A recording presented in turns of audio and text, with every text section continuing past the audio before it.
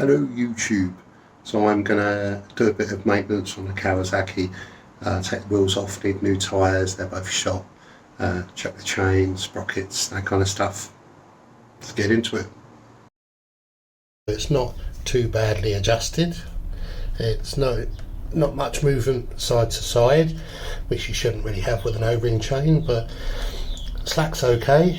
It doesn't feel like there's any tight spots in the chain. And one of the tests as well is, can you pull the chain away from the rear sprocket? So if you grab the teeth, grab a chain and try pulling it, can you pull it away from the rear sprocket?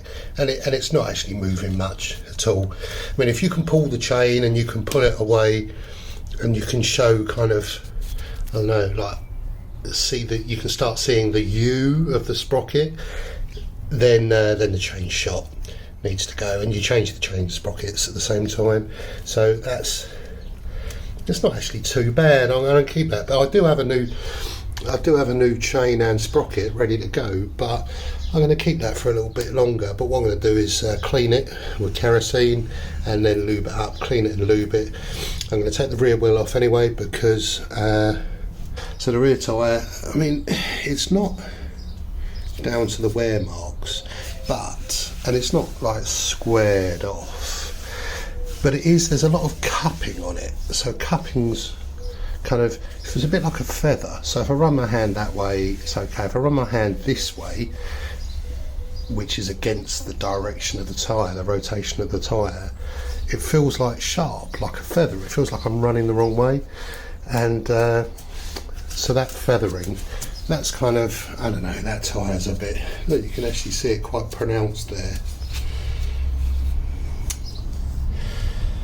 Let's see if we can see it a bit better. So it's kind of, it's like a curl on the lip. That bit curls down, but that bit then curls, it's like a ridge on it. Like a ridge on the tyre. And that's to do with, it's a fairly softer tyre, and so on the back tyre it will cup that way, so that bit is lower than that bit because the tyre is rotating that way. And what happens is, when you accelerate on the throttle, it puts more weight on the back, and it's the back tyre that takes the brunt of that. And then the converse is true of the front tyre. When you get on the front brake and the forks compress and it's pushing the front tyre into the ground, the front tyre then gets the same effect but in the opposite direction, because when you're braking, it's on the front. So you'll find that it feathers one way on the back and another way on the front, but it definitely needs a new set of tyres. So there's the front, it's a bit squared off on the front. So I've got the wheels off now, front and back. So the front's on a paddock stand. Luckily the bike's got a centre stand, so I can have front and back wheels off at the same time.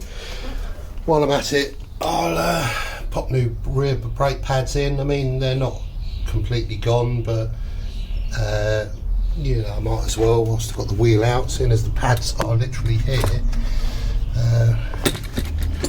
174HH, so that's the thickness on the pad at the moment. Probably I don't know, what's that, a couple of mil, and nice bit of meat on the new ones. So if I can see that in comparison, there you go. So a nice bit of meat on there. Not much meat on there, so I might as well change them, because I'm going to be changing them at some stage. Might do the front ones as well whilst I'm at it again, because they're there. So the tyres, rear wheel, front wheel, so that's the rotation that they go in. So that one goes that way, that one goes that way, but although they're both moving the same direction, unlike car tyres, the tread pattern, if you can see, is opposite on the front to the back. So on the back tyre, the tread goes inward towards the front of the bike, but on the front tyre, the tread goes the other way. So that's because I was saying earlier about when you're braking, the force of braking goes on the front wheel and it's pushing the front wheel into the ground. So the feathering that we feel on the tyre, the cupping, is on that edge moving forward. So that's where we see the cupping. So you can see on there, tyre's not illegal, but it's shot. It's shot, really needs to go. I mean, compare it to a nice new one, which is beautiful semicircle. So yeah, the front tyre is when you're braking, so the cupping edge is on there moving forward. Now when I move to the back wheel, the cupping edge isn't moving forward, the cupping edge is going backwards. That's where the lip is, and that's because when you're on the acceleration, the force on the back tyre is pushing the back tyre into the ground. Although the back tyre is still going the same direction, it's a different force. So one cups one way, the other one cups the other way, but they're both well cupped. I mean, you can see this tyre. It's again, it's not illegal, but it's compare it to a new one. So I don't know if you can see the difference in the two. The back, that one's a bit like a 50p piece. It's squared off. That one's lovely and curved. So that's what I'm going to do, put new tyres on. So currently it's got Michelin Road 5 tyres, Michelin Road 5s. I'm going to change them for Bridgestone T32s.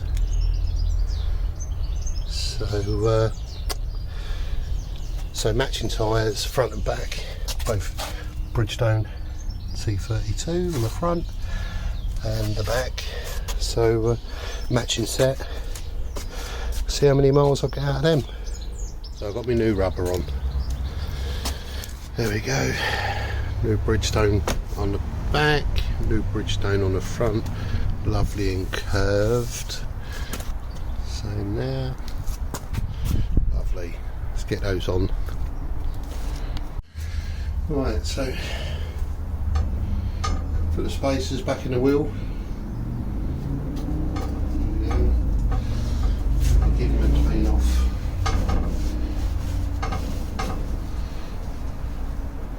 Might put a little bit of grease on them actually. Clean them off. Just put a bit of the Turkish hair gel on there. Oh, lovely.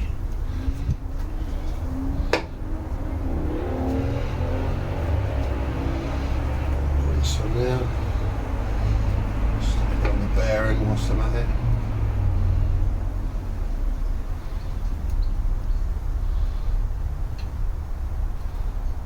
There.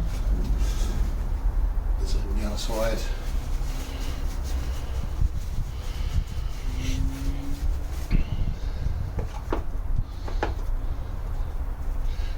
Chuck a bit of grease on there. You can see the side that goes out towards is the bit that's kind of got the exposed to the elements, a bit of corrosion on it. The clean bit is normally the bit that goes inside.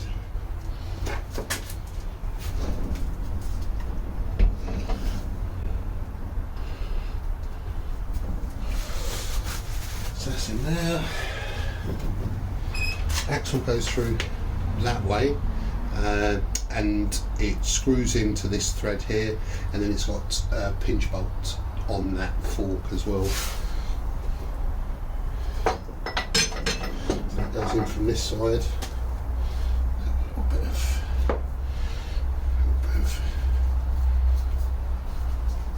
grease on that as well.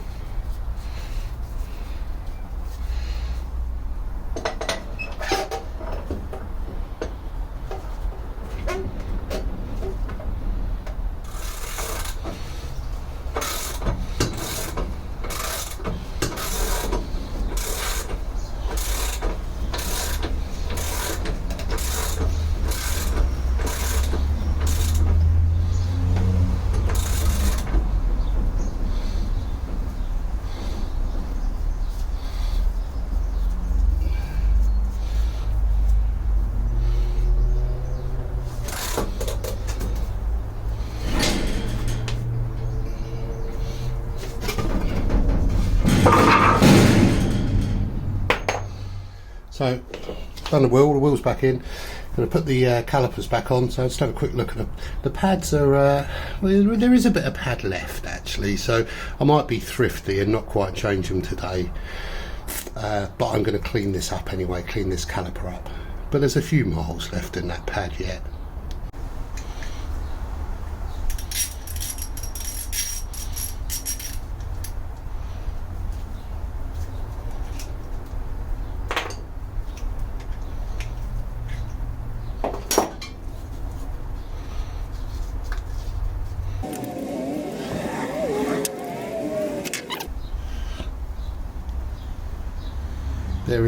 There's a bit of life left there, so I might as well keep them in for another few miles.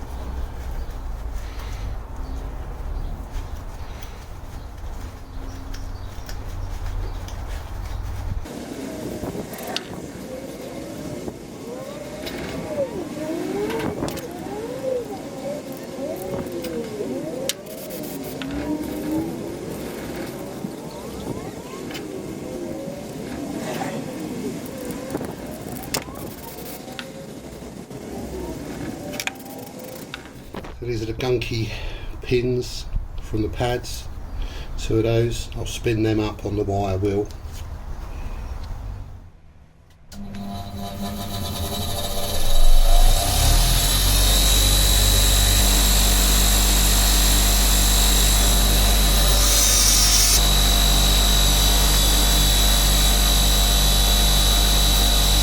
There's the clean one, there's a dirty one.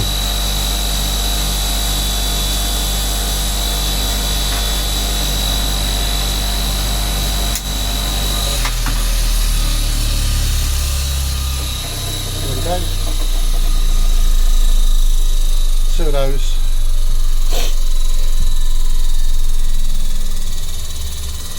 Two of those, nice and clean. So it's a little bit cleaner in there, you can see now. But you know, does it need to be spotless? Yeah, it would be good to be. But when you take your bike in for a garage and they change the brake pads, do you think they make that spotless? When they do it, they might have a little clean up, but I don't think they'll make it any better than that really. So I'm going to pop the old pads back in, get another 1,000 miles out of them, and then change them over. So I'm going to put a bit of copper slip on the pads, on the a tiny bit on the bits that touch. So kind of on these bits. Obviously not on the pad itself. I might do it where the pistons touch as well. Just a little bit on there. Just a little bit.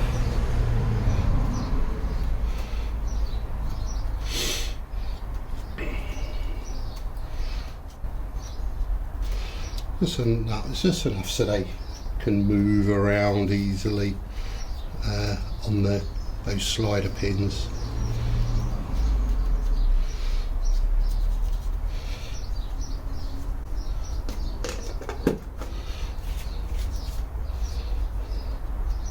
So I knew which way around it went. Those are that way. So there we go. So there's the pads back in there. What I'll do is pop the slider pins back in. The ones that are now nice and shiny. Nice and shiny pins. A bit pitted though.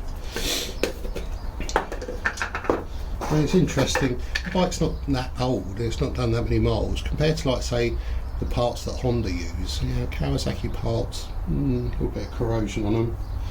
I mean, Honda is probably, I think, the best quality manufacturer. You know, their Honda bikes have always been brilliant. A little bit boring, maybe, except for the Blackbird that I had. That was quite exciting. But yeah, there we go. So a bit of copper slip on them. I'll pop them in.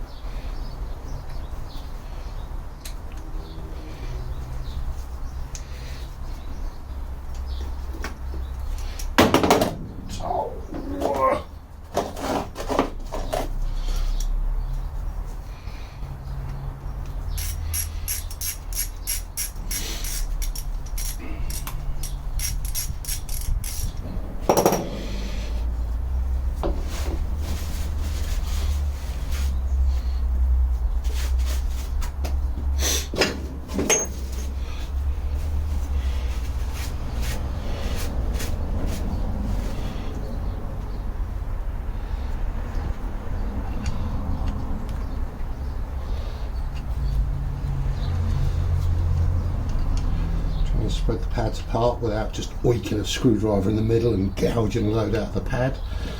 Let's try and separate them a bit. There we go. So yeah, I mean, it is borderline. I was thinking, shall I change them whilst I got them off? But no, I'll leave it for another day. There's a fair bit there. You wouldn't fail an MOT on that. And then pop them calipers back onto the disc, like so. It slides on there lovely. Now there's 2 caliper bolts here, which I'll clean off.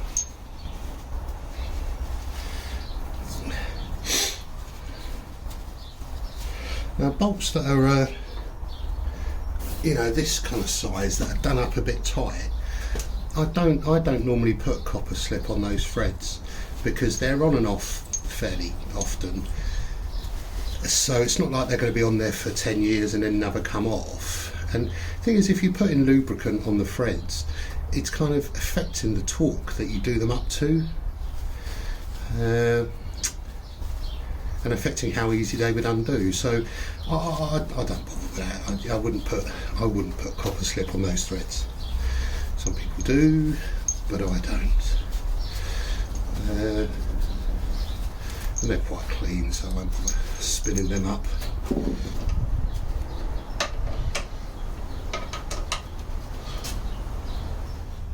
So I reckon around 34 Newton meters for these caliper bolts.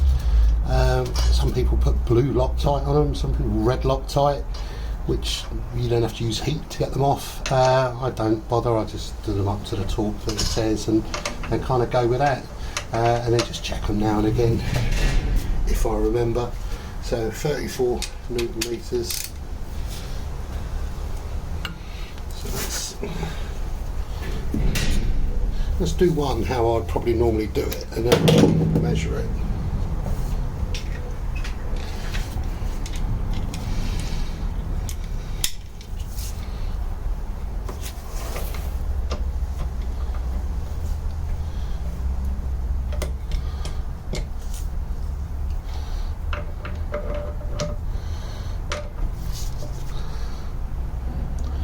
That's probably as tight as I would do it without a torque wrench. So let's see what that is, if it's more or less 34.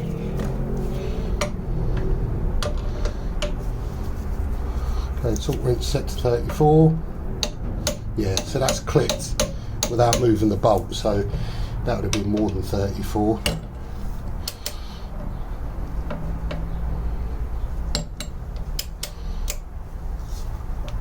That's 34. don't want to strip the bolts, so anyway I'll keep an eye on that and do them up, you know, check they're tight another time. So that's that.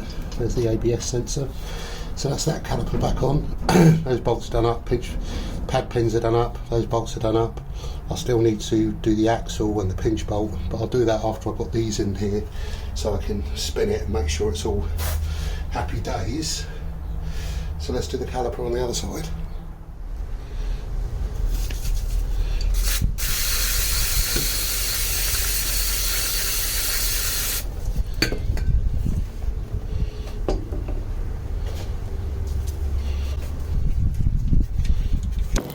New front tyre. Lovely. Gonna pop the back wheel back on now and lube the chain once it's back on.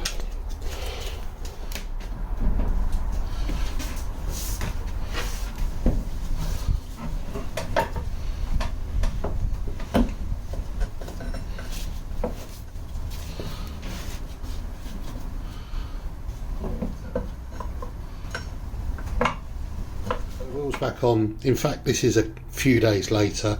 I've been out on the bike since. The wheels back on, and yeah, brilliant tyre. The chain is lubed up with this stuff. Bit of banana slip. Actually smells of bananas. It's really nice, and yeah, all good. So a bit of maintenance done on the Kawasaki, and there's a couple of bits left. I mean, that chain would be good for a while. The pads will be good for 1,000 miles, and then I'll have a go changing them later on. And the next thing I need to do is on the rocket. I've got some work to do on there.